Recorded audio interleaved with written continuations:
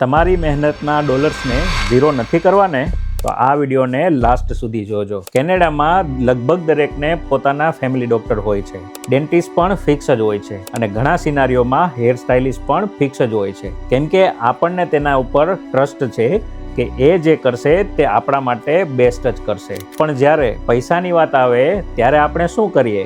YouTube check કરી લઈશ, ChatGPTમાં પૂછી લઈશ.